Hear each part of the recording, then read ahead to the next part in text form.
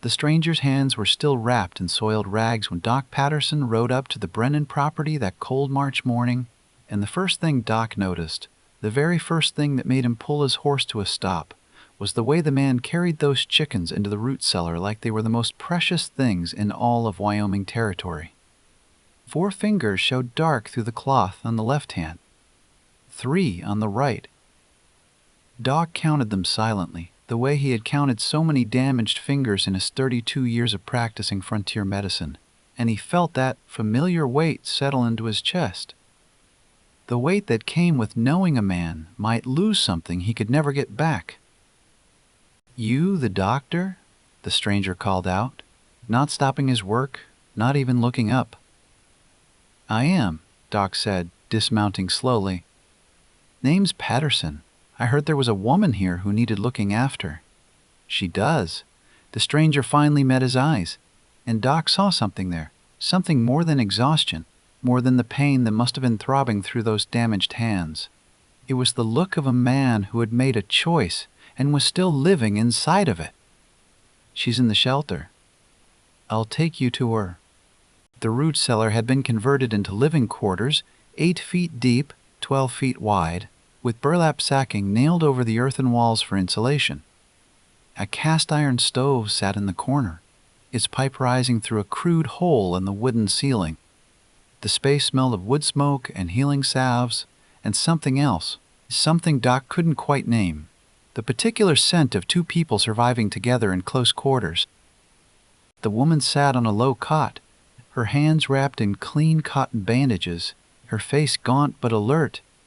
She was perhaps 29 or 30, with dark hair pulled back severely and eyes that held the particular kind of wariness Doc had seen in women who had learned that the world could take everything from them in a single night. "Mrs. Brennan," Doc said gently, setting down his medical bag, "I'm here to examine your hands." "Clara," she corrected, her voice stronger than he expected. "Nobody's called me Mrs. Brennan in 26 months. The stranger stood in the doorway, blocking most of the light that came down the wooden steps, and Doc noticed for the first time the railroad ticket sticking out of the man's coat pocket. California bound, dated 18 days ago. The train was long gone by now, had been gone for more than 2 weeks. "You can stay," Clara said to the stranger, without looking at him, as if she had felt his hesitation, as if she knew he was considering whether to leave them alone. Doc began to unwrap the bandages carefully, and what he saw made him pause, not because it was worse than expected, but because it was so much better. 4 fingers on the left hand had been frostbitten, 3 on the right, but the tissue was pink at the edges, healthy, healing. Someone had known exactly what to do. "Frostbite doesn't forgive delay, Mrs. Clara," Doc said quietly, more to himself than to her. "Warm water, never hot, 98 degrees, no more. 20 minutes, then dry. The body heals what we don't destroy with impatience." He looked up at the stranger. "Who taught you that?" The man's jaw tightened, almost imperceptibly. "Nobody taught me," he said, his voice flat. "I learned it too late to matter." But not too late for her. Doc filed that away, the particular pain in those words, the way the man's eyes had gone distant for just a moment, and turned his attention back to Clara's hands. "How long were you exposed?" 4 hours, Clara said.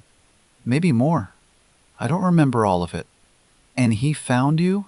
"He found me." Doc glanced toward the doorway again, but the stranger was already gone. Back outside, back to whatever work he was doing to keep this broken homestead functioning.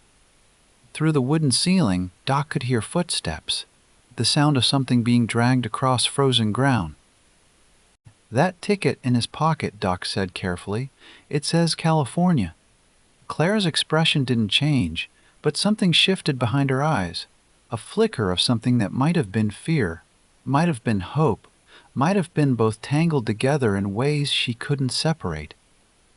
"He had a job waiting," she said. "Railroad surveyor, $3.50 a day. And he's still here. He's still here." Doc finished his examination in silence, noting the remarkable healing, the careful way the skin was knitting back together. Whoever this stranger was, he had done everything right: the water temperature, the timing, the gentle handling of tissue that could have been destroyed by panic or ignorance. "I'll come back in a week," Doc said finally. "But I think you're going to keep those fingers." Clara looked down at her bandaged hands, hands that had nearly been taken from her, hands that this stranger had spent 18 days carefully saving. "He hasn't left," she said softly, almost to herself. "Not once, not even to go into town for supplies. He sends word through the mail rider, pays twice what things cost to have them delivered. He won't leave me alone." "Why not?" "I don't know." She finally looked up, and Doc saw the question burning in her eyes, the question she was too afraid to ask out loud, too afraid to have answered. "I don't know why anyone would stay." Doc Patterson had been practicing medicine in Wyoming Territory for 32 years, and in that time he had learned that every wound told a story, if you knew how to read it. He rode away from the Brennan property that morning with more questions than answers, but one thing was already clear. Whatever had happened between that stranger and that widow during the blizzard 3 weeks ago, it had changed something in both of them. The way they moved around each other, careful, aware, like two people learning a new language together, spoke of intimacy born from crisis. He was halfway to the main road when Mrs. Prudence Whitley intercepted him, her horse pulling up alongside his with the particular urgency of a woman who had been waiting for exactly this opportunity. "Dr. Patterson," she said, her voice carrying the sharp edge of concern that always preceded gossip, "I see you've been to the Brennan place." "I have." "And did you see him? The stranger?" "I did." Mrs. Whitley was 52 years old, the town postmistress, the keeper of every letter and secret that passed through this corner of the territory. Her husband had left her for another woman 7 years ago, and since then she had appointed herself the guardian of public morality, particularly where matters between unmarried men and women were concerned. "A stranger staying with a widow," she said, her mouth forming around the words like they tasted bitter. "That's not charity, Dr. Patterson. That's scandal waiting to bloom." Doc thought about the way the stranger had looked at Clara, not with desire, not with expectation, but with something that looked almost like devotion. He thought about the California ticket in the man's pocket, the job he had given up, the future he had abandoned. "Maybe," Doc said carefully, "or maybe it's just a man who didn't want to let a woman die alone in the snow." "That's what they all say at first," Mrs. Whitley replied. "But mark my words, he'll want something for his trouble. They always do." She rode away before Doc could respond, and he sat there on his horse for a long moment, watching the smoke rise from the Brennan root cellar, thinking about the particular kind of courage it took to stay when leaving was so much easier. The story came out in pieces over the following weeks, not from Clara, who kept her own counsel, but from the stranger himself, whose name turned out to be Eli Harding, a man of 34 years who had been walking toward California when the worst blizzard in 40 years changed everything. Doc pieced it together from his weekly visits, from the things Eli said and the things he didn't say, from the way Clara's hands healed and the way something else between them seemed to be healing too. The storm had come without proper warning, or rather, with warnings that Clara couldn't afford to heed. A passing rider had told her 3 days before that something big was building in the mountains, that the old-timers were calling it the worst in 4 decades, that anyone with sense would move their livestock to the shelters in town. But the shelters in town cost $2 per animal per night, and Clara had 6 animals and only $6 to her name. Her husband had died of typhoid fever 26 months earlier, leaving her with 160 acres of marginal land, a cabin that was slowly falling apart, and a choice between poverty and survival that most days looked like the same thing. So she had stayed, had tried to secure the livestock herself, had been working outside when the temperature dropped 42 degrees in 4 hours, when the wind hit 60 miles an hour, when the snow began falling at 3 inches every hour and didn't stop. The west wall of her cabin, weakened by termites she couldn't afford to treat, had collapsed under the weight of the snow, and Clara had been pinned beneath the debris, her hands exposed to the killing cold, her body slowly shutting down while the world turned white around her. She'd been trapped for 4 hours before she lost consciousness. Her livestock had frozen where they stood, 4 cows worth $30 each, 2 horses worth $40 each, dead in the field like monuments to everything she had worked to build. And somewhere in that white silence, Eli Harding had heard something. He never could explain what it was. Not a scream, not a cry for help, just a sound that shouldn't have existed in that frozen emptiness. He had been walking toward Cheyenne, 12 miles away, where a train would leave in 72 hours to take him to California and a surveyor's job that paid $3.50 a day. He had been thinking about the new life waiting for him, about starting over, about leaving behind everything that had hurt him. But he had heard that sound, and he had followed it. When he found Clara, she was half buried in snow and debris, her hands black with cold, her pulse barely 40 beats per minute. He later told Doc that he knew, in that moment, that she had maybe 2 hours left, that if he kept walking toward Cheyenne, he would make his train and she would die, and no one would ever know he had been there. The choice should have been harder than it was. He wrapped her hands in his own shirt, the warmth from his body the only heat available in that frozen landscape. He carried her to the root cellar, the only structure still standing on her property, and he built a fire with wood he scavenged from the collapsed cabin. He saved what animals he could, 4 chickens out of 23, and he fortified the shelter against the wind that was still howling outside. And when the storm passed, when the roads began to clear, when the stagecoach started running again 3 times a week, he didn't leave. He sent word to California through the mail rider, paying premium prices to have a message delivered. The surveyor's job was given to someone else. The new life he had planned disappeared like smoke in the winter wind. And still he stayed. Why?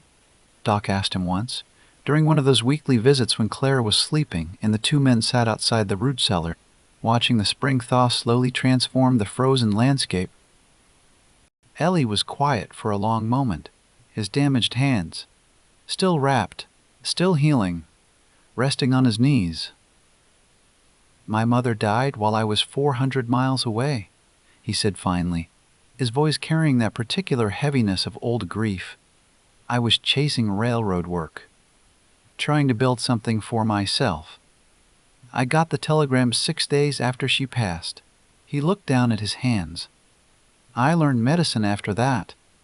Proper care. How to treat frostbite, how to treat fever, how to treat all the things I couldn't treat when it mattered. Too late for her. Too late for her. But not too late for—" He stopped, looked toward the root cellar where Clara was sleeping. Not too late. Doc understood then. The stranger wasn't staying because he expected something from Clara. He was staying because leaving would have meant his mother died for nothing, would have meant he learned all those medical skills just to walk away from someone who needed them. Some debts, Doc realized, could only be paid forward. By the time April arrived, Clara's hands had healed enough that she could hold a tin cup by herself, a small victory that Doc would never forget because of the look on Eli's face when she lifted it. Pure joy, unguarded, like a man watching a miracle unfold. 14 days, Doc noted, making a mark in his medical journal. From complete inability to grip to holding a full cup. That's remarkable healing. He soaks them twice a day, Clara said, flexing her fingers experimentally. 98 degrees exactly. He uses your thermometer to check. My thermometer? The one you left last week. He said he wanted to be certain. Doc looked at Eli, who was standing in his usual spot near the doorway, watching Clara's movements with an intensity that bordered on devotion. The body reclaims what the cold tried to take, Eli said quietly, but only if you give it the right conditions. Patience and precision, that's what saves tissue. Where did you learn that? Really? Ellie's jaw tightened. a doctor in Nebraska, after my mother died. I paid him $5 to teach me everything he knew about treating fever and frostbite and pneumonia. Everything I should have known before." Clara set down the cup carefully, her eyes moving to Eli's face, and Doc saw something pass between them, a recognition, an understanding. Two wounded people who had finally found someone who understood what it meant to carry guilt that wasn't quite their own. "He brushes my hair," Clara said suddenly, her voice soft. "Every morning, because I couldn't lift my arms at first, and then because," she stopped, color rising to her cheeks, "because we got used to it." The intimacy in that simple statement was more revealing than anything else Doc had witnessed between them. Hair brushing was not a medical necessity. It was something else entirely, the kind of tender care that crossed the line between patient and caretaker into something deeper. But before Doc could respond, the sound of approaching horses interrupted them, and Mrs. Whitley's voice carried down into the root cellar like a cold wind. "Dr. Patterson, are you down there? I need to speak with you immediately." Doc climbed the wooden steps to find Mrs. Whitley waiting with two other townswomen, Mrs. Crawford, who ran the boarding house, and Mrs. Jensen, whose husband had lost his hand to improper frostbite treatment 3 winters ago. "This has gone on long enough," Mrs. Whitley said, her voice pitched to Carrie. 6 weeks, Dr. Patterson. That man has been living with her for 6 weeks. He saved her life, and now he's ruining it." Mrs. Whitley crossed her arms. "Do you know what they're saying in town? Do you know what people think when they see her at the general store, when they see him carrying supplies on her behalf? They think she's a woman of loose morals. They think he's taking advantage of her desperation. And they're not wrong to think it, because what other explanation is there? A stranger doesn't stay with a widow for 6 weeks without expecting something in return." Doc thought about the California ticket, the surveyor's job, the $3.50 a day that Eli had given up.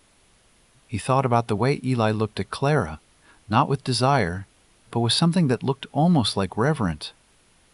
"Maybe he stays because he sees something worth staying for," Doc said quietly. Mrs. Whitley's laugh was sharp and short. "He's playing savior. Watch, he'll be gone the moment the roads clear properly. They always are." She rode away with her companions, leaving Doc standing outside the root cellar, wondering how many good things had been destroyed by people who couldn't imagine goodness was possible. The spring thaw brought new problems, mud that made travel difficult, snowmelt that flooded the lower pastures, the particular kind of hope that came with warmer weather and longer days. It also brought the question that had been hanging unspoken between Eli and Clara since the moment the blizzard passed. Would he stay? Doc returned for his weekly visit to find them in the middle of what was clearly their established routine, Eli heating water on the cast-iron stove, Clara sitting with her hands extended, both of them moving with the easy familiarity of people who had spent weeks in close quarters. 4 fingers showing black, but only the tips, Eli was explaining, showing Doc the precise technique he used. Maybe ½ an inch of damage on each one. But see here, the pink returning at the edges? That's healthy tissue reclaiming territory. He demonstrated the soaking process, 98 degrees exactly, 20 minutes. Gentle patting dry with clean cotton, and Doc found himself taking mental notes, impressed by the man's thoroughness. "Jensen," Doc said suddenly, remembering Mrs. Jensen's presence at Mrs. Whitley's confrontation.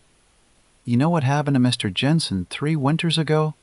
Eli paused his work. "I heard something about it. Lost his hand. Lost it to his own panic. Frostbitten fingers, just like Clara's. But he used hot water, 140 degrees, maybe more. Cooked the tissue he was trying to save. Destroyed every finger trying to preserve them." "That's the difference," Eli said quietly, resuming his careful work on Clara's hands. "Between panic and patience. Between fear and knowledge. He didn't know what he was doing, so he did the wrong thing faster. He looked up at Clara, something soft in his eyes. I knew what I was doing. I just didn't know why I was doing it until I found her." Clara's breath caught, a small sound that Doc almost missed. "What do you mean?" she asked, her voice barely above a whisper. "I learned medicine after my mother died," Eli said. "Paid good money to learn it. But I never used it, not once in 4 years of traveling. Never found anyone who needed what I knew." He set down the cloth he had been using to dry her fingers. "And then the blizzard came. And there you were. And everything I learned, everything I thought I learned too late, suddenly mattered." The silence that followed was filled with something Doc couldn't quite name, the sound of two people recognizing themselves in each other, the sound of wounds that might finally be healing. "I thought I brought bad luck to anyone who stayed close," Clara said finally, her voice cracking. "My husband died. My parents died. Everyone I loved died or left. I left my mother alone when she needed me most," Eli replied. "Chased work instead of staying. I've been running from that guilt for 4 years. And now I'm not running anymore." Doc stood quietly in the corner of the root cellar, watching this exchange unfold, feeling like an intruder on something sacred. These two people, broken in different ways, carrying different wounds, had somehow found in each other the healing they couldn't find alone. But the town wouldn't see it that way. The town would see a scandal, a violation of propriety, a widow and a stranger living together without the blessing of marriage or the protection of family. And sooner or later that judgment would catch up with them.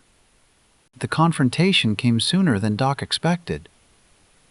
He was at the general store 2 weeks later, purchasing supplies for his medical practice, when he heard the commotion outside, voices raised, Mrs. Whitley's distinctive tone cutting through the murmur of daily commerce. By the time he reached the door, a small crowd had gathered around Eli, who stood with a basket of supplies on one arm, his face carefully blank. "I'm asking you a simple question," Mrs. Whitley was saying, her voice pitched for maximum audience impact.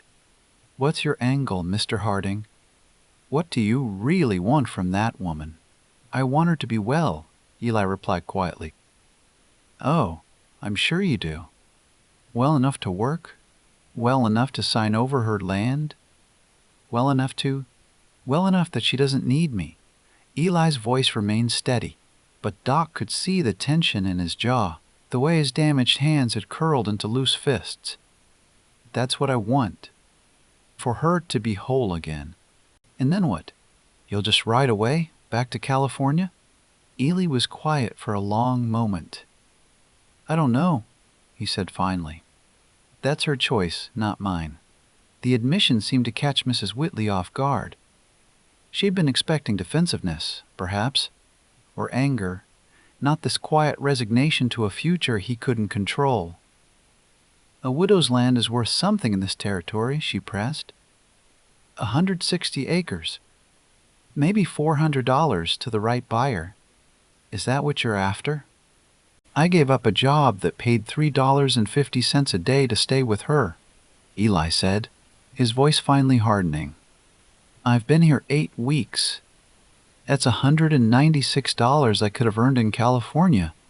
The land isn't worth what I've already given up." He picked up his basket and walked away, leaving Mrs. Whitley and her audience in stunned silence. Doc followed him. "That woman won't let this go," he said, falling into step beside Eli. "She's convinced you're after something. Everyone's after something. What are you after?" Eli stopped walking. They were outside the mercantile now, away from the crowd, but his voice dropped anyway, became something private, something meant only for Doc's ears. "I'm after the feeling that I did something right for once, that I stayed when it mattered, that all those years of guilt and all that money I spent learning medicine and all the miles I traveled running away from what I couldn't face, that it all added up to something. And Clara is." Eli's voice caught. "Clara is the first person in 4 years who made me want to stop running.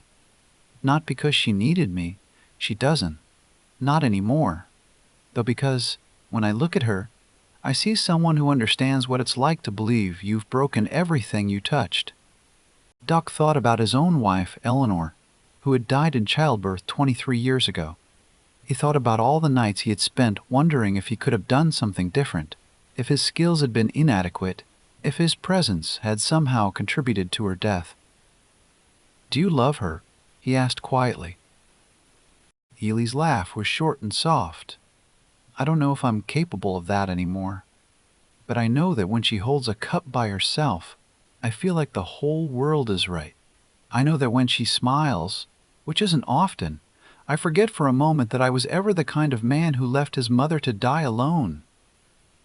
He looked toward the road that led to Clara's property. "Is that love? I don't know. But it's the closest thing I felt to hope in 4 years." The situation deteriorated as spring advanced into early summer. Clara's hands continued to heal, 7 fingers saved, full function returning, the kind of medical success that would have been celebrated if it hadn't come wrapped in scandal. She could button her own dress now, brush her own hair, grip tools well enough to begin rebuilding her homestead. But the rebuilding came with consequences. When she walked into town, the other women fell silent. When she attended church, an empty circle formed around her pew. When she needed supplies, Mr. Harrison at the general store served her last, always last, making her wait while other customers came and went. And through it all, Eli stayed. He built a lean-to addition to the root cellar, giving Clara more space. He repaired the fences that had been damaged in the blizzard. He purchased 2 new dairy cows, $30 each, and 12 new chickens to replace what had been lost. He did the work of rebuilding her life without once being asked, without once expecting anything in return. And the town watched, and the town talked. "You're making things worse for her," Doc said one afternoon, finding Eli repairing a fence post on Clara's property. "The longer you stay, the harder it gets." "I know."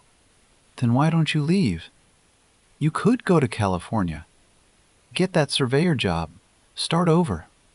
Eli drove the post into the ground with 3 hard swings of the hammer, then straightened, wiping sweat from his forehead with his damaged hands. "When I found her in that snow," he said slowly, "she was dying. Her pulse was maybe 40 beats a minute. Her hands were black.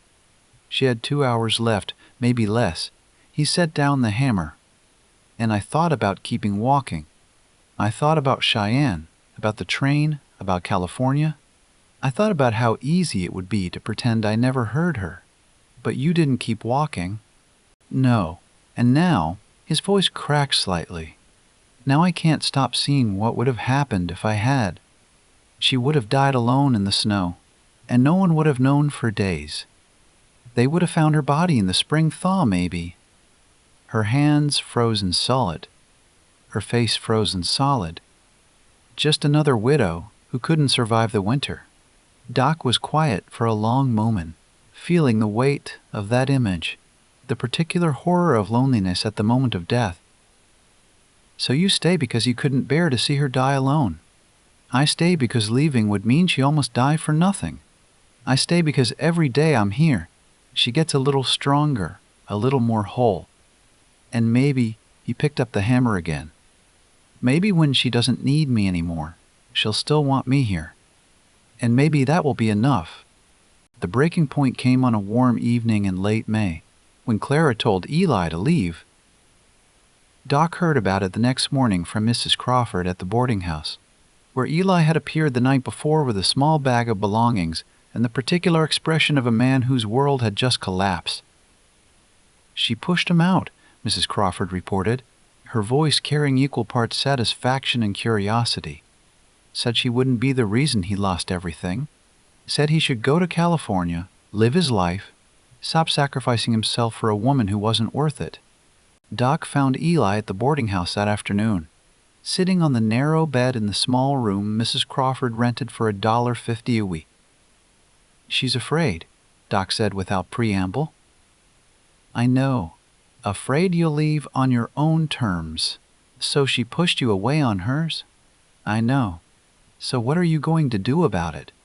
Eli reached into his pocket and pulled out a railroad ticket. Fresh, recently purchased, California bound. "The train leaves tomorrow at 6 in the morning," he said flatly. "The surveyor job is still available.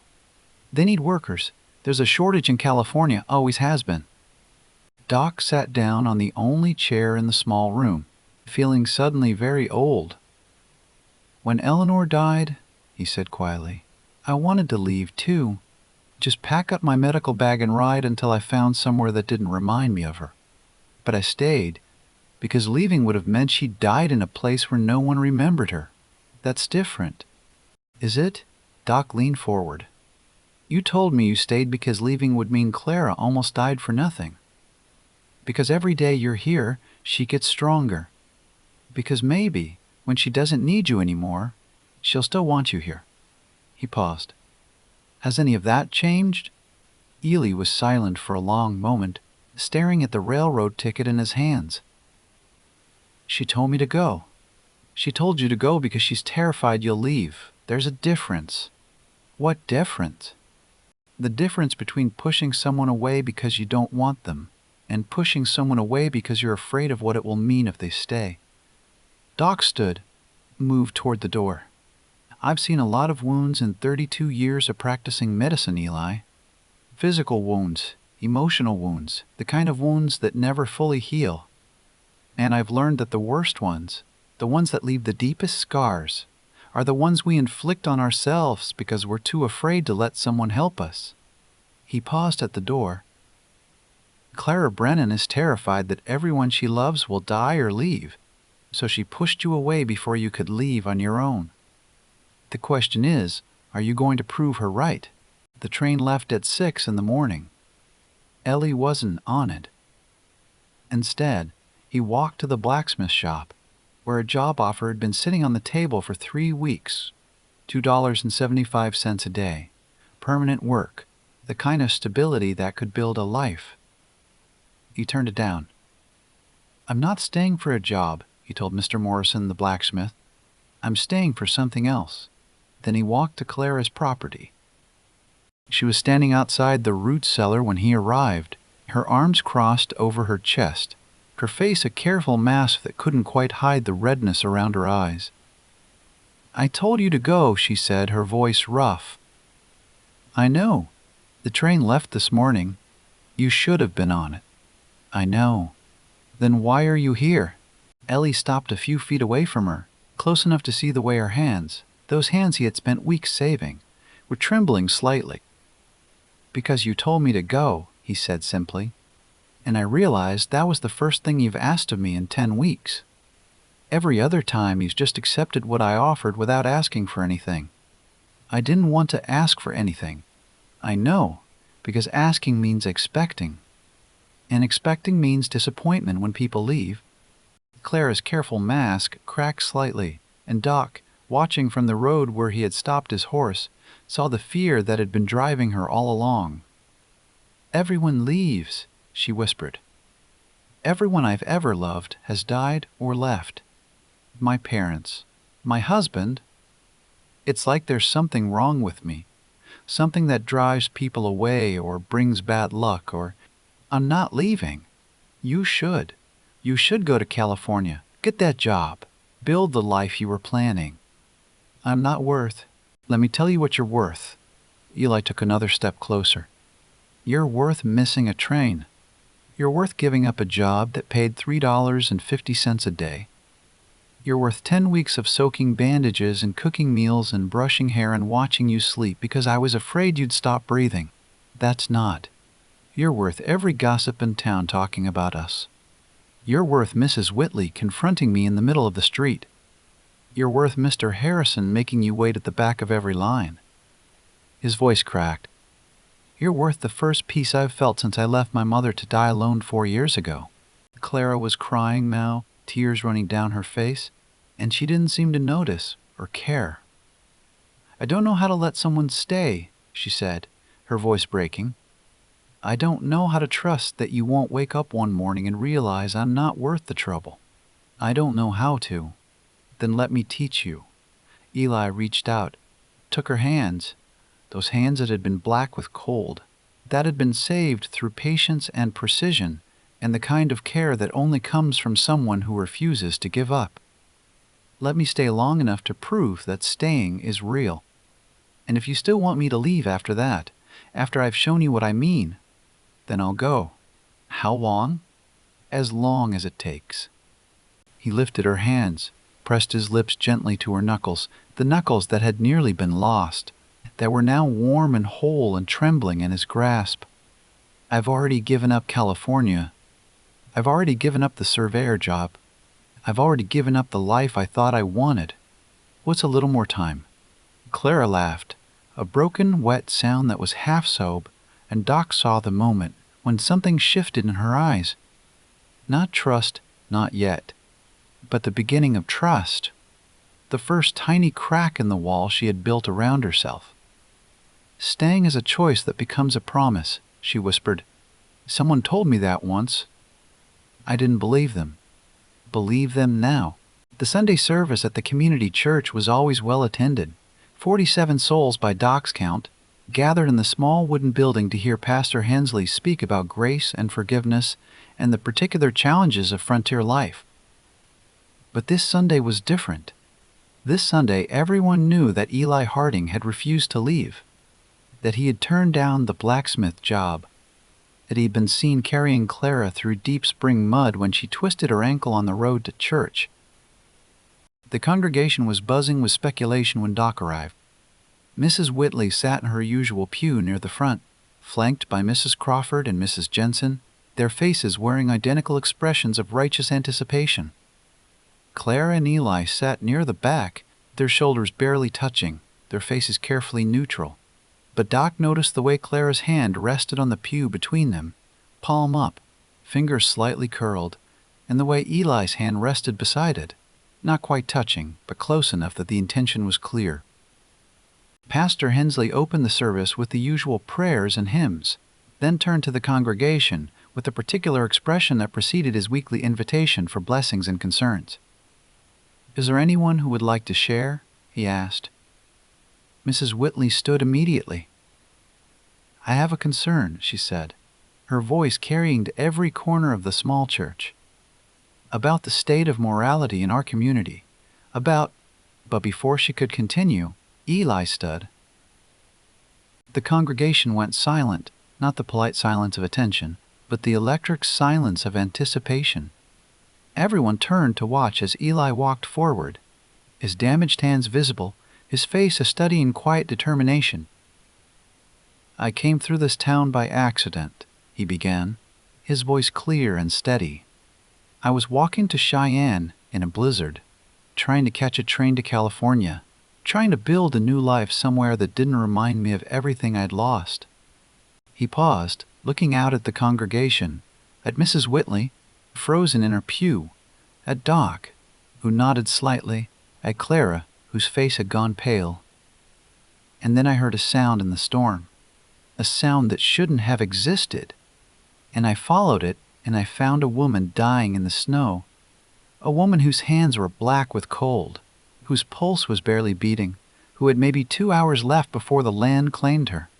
His voice caught slightly, and he took a moment to steady himself. I had a choice.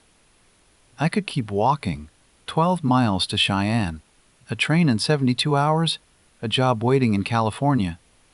Or I could stay, and I stayed, not because I expected anything from her, not because I wanted her land or her gratitude or her. He stopped, shook his head. I stayed because I couldn't bear to leave someone to die alone, because I left my own mother to die alone 4 years ago, and I've been running from that guilt ever since. The congregation was utterly silent now, every face turned toward Eli, every breath held. I stayed to save her life, but somewhere along the way, somewhere between the frostbite and the thaw, I stopped wanting to leave. Not because she needed me anymore. Her hands are healed. She can take care of herself. She doesn't need me. He turned to look at Clara directly, and Doc saw something pass between them, something private and powerful and real. I stay because when I look at her, I see someone who understands what it's like to believe you've broken everything you've touched. I stay because her smile, which isn't often, but when it comes, makes me forget that I was ever the kind of man who left his mother to die alone. He walked toward Clara's pew, his eyes never leaving her face. I missed my train. I lost my job. I gave up California. And I would do it again, every day, because staying with her isn't sacrifice. It's the first thing that's felt like home since I left my mother's grave. Clara stood, tears streaming down her face, and Doc saw 26 months of grief and loneliness and fear begin to crack. I spent 2 years believing I bring bad luck to anyone who stays, she said, her voice shaking. My husband died. My parents died. Everyone I loved died or left, and I was sure that there was something wrong with me. She took Eli's hand, the hand she couldn't feel 8 weeks ago, the hand he had used to save her. But you stayed, and you're still here. Maybe, her voice broke. Maybe I was wrong. The congregation held its breath. And then, from the front of the church, Mrs. Whitley's voice cut through the silence, but it wasn't the sharp, accusatory tone Doc had expected. She stopped, cleared her throat. I owe you both an apology. Every head swiveled toward her. I was wrong, Mrs. Whitley said, her voice smaller than Doc had ever heard it. I assumed that you wanted something from her. Something she couldn't afford to give. She looked down at her hands, folded in her lap. My husband left me for another woman 7 years ago. He said he stayed because he loved me, but he didn't mean it. He was just waiting for something better to come along. She looked up, and Doc saw something he had never expected to see on Prudence Whitley's face, genuine remorse. I thought you were the same kind of man. I thought you were U.S.-ener. But I was wrong. She stood, walked toward Eli and Clara, her back straight but her voice soft. Some men stay because they want something. You stayed because you saw something worth staying for. And she swallowed hard. I'm sorry for not seeing it sooner. The congregation exhaled as one, and Doc felt something shift in the room, the particular kind of shift that happens when judgment gives way to understanding. After the service, as the congregation filed out into the spring sunshine, Doc stood with Eli and Clara outside the church, watching the townspeople who had shunned them for weeks now approach with cautious smiles and tentative invitations. Mrs. Crawford offered dinner at the boarding house. Mrs. Jensen, whose husband had lost his hand to improper frostbite treatment, asked if Eli would teach her what he knew about wound care. Mr. Morrison, the blacksmith, renewed his job offer, and when Eli declined again, he offered to help with the fence repairs on Clara's property instead. This is what healing looks like, Doc said quietly, watching the community slowly knit itself back together. Not just the hands, not just the body, the whole person. Eli looked at Clara, whose face was brighter than Doc had ever seen it. She taught me that, Eli said softly. She taught me that staying is a choice that becomes a promise. And that promises, the real ones, don't break. The summer brought growth, not just in Clara's garden, which flourished with tomatoes and beans and squash, but in everything around her.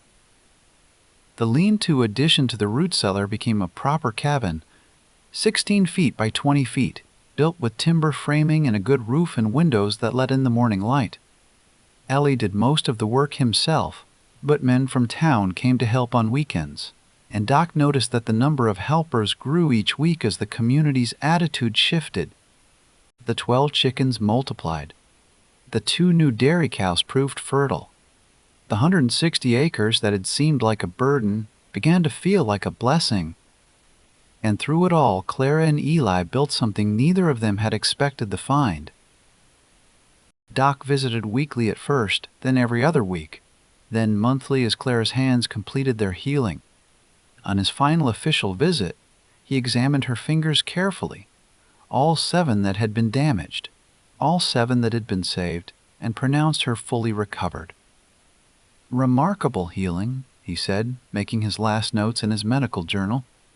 "I've rarely seen frostbite this severe resolve so completely. The body heals what we don't destroy with impatience," Clara said, smiling at Eli. "Someone taught me that." "Someone taught me first," Eli replied.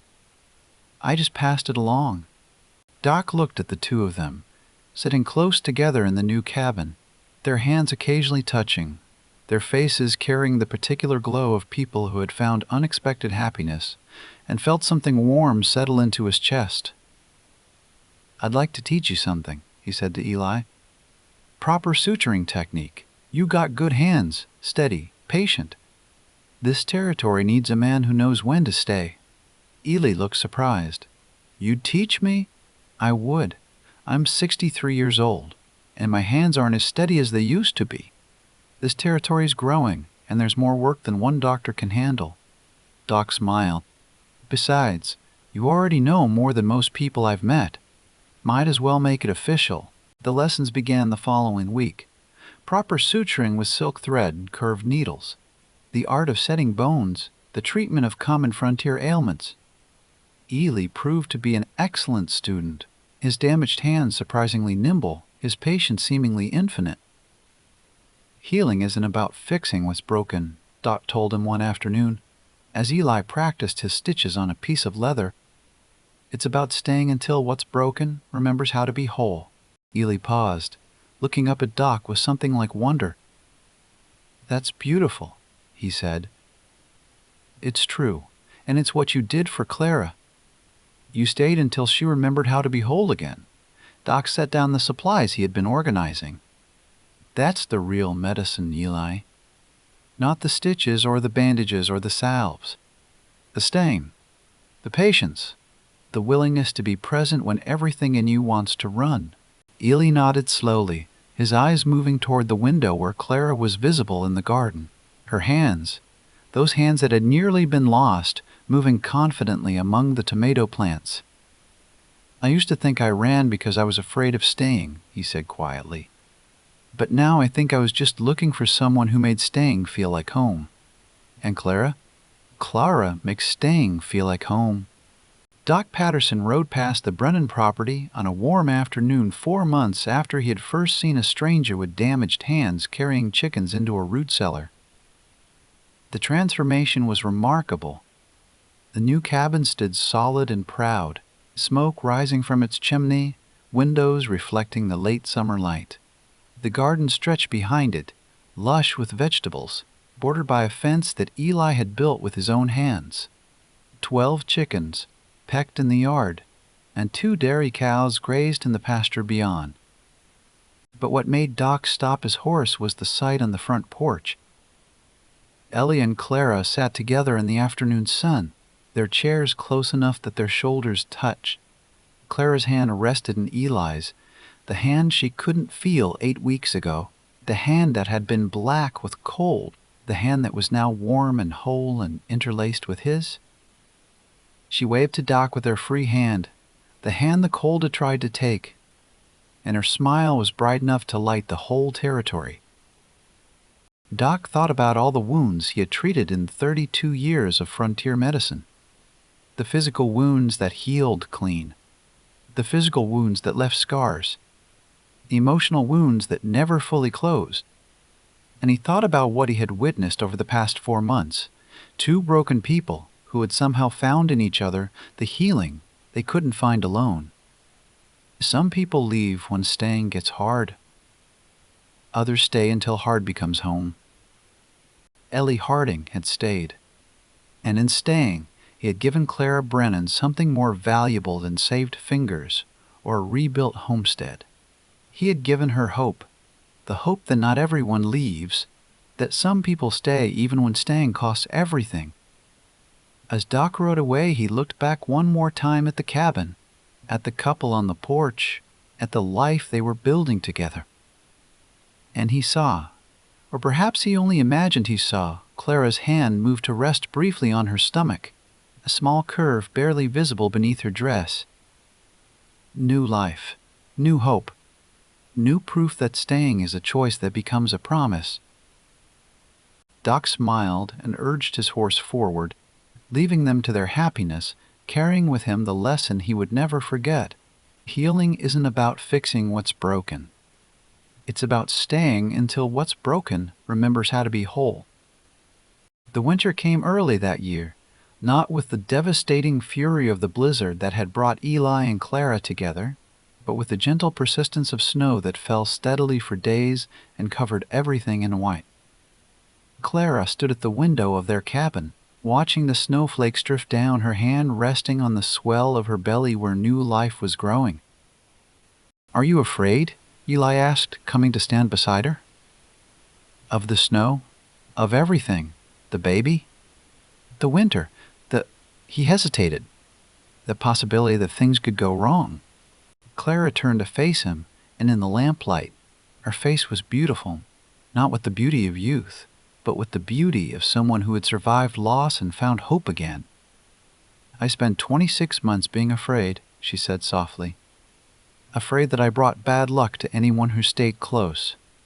Afraid that I would die alone like my husband, like my parents, like everyone I ever loved." She took his hand, the hand that had saved her, the hand that now wore a simple gold band on the fourth finger. "But you stayed, even when I pushed you away. Even when the whole town thought you were using me. Even when leaving would have been easier than staying." She lifted his hand to her lips, pressed a kiss to his knuckles. "So no, I'm not afraid anymore, because I finally know, that some people stay." Ellie pulled her close, careful of her belly, and they stood together at the window, watching the snow fall on their land, on their future, on the life they were building together. "I learned something from Doc Patterson," Eli said quietly. "He said healing isn't about fixing what's broken. It's about staying until what's broken remembers how to be whole." Clara leaned into him, her head resting on his shoulder. "Is that what you did for me?" "That's what we did for each other." He kissed the top of her head. "You reminded me that staying isn't the same as running in place. And I reminded you that some people, the right people, don't leave just because leaving is easy." Outside, the snow continued to fall, covering the scars of last winter's devastation, transforming the landscape into something new and clean and full of promise.